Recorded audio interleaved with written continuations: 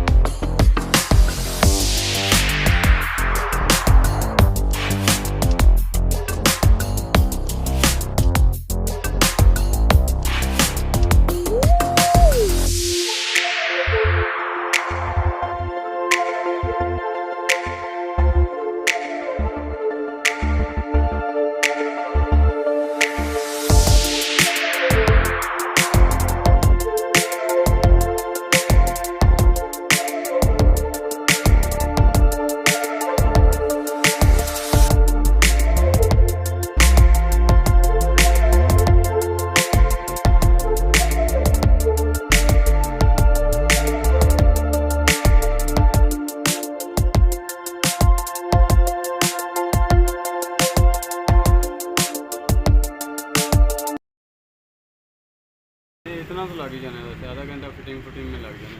सही सही सही। और ये आप अपनी दुकान का एड्रेस बता सकते हैं हमें? ये जोहर टाउन है, शादेवा चौक, शमसानी रोड। ठीक है, डेकोरेशन एंड कार पोशिश है। ठीक है। सदाकत अली नाम है मेरा। जी जी, उस्ताद सदाकत अली।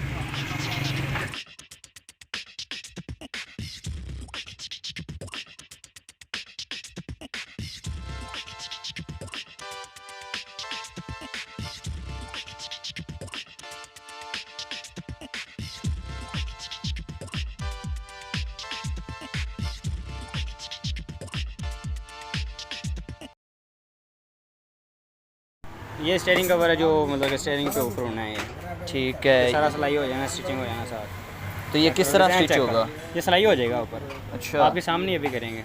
चलो।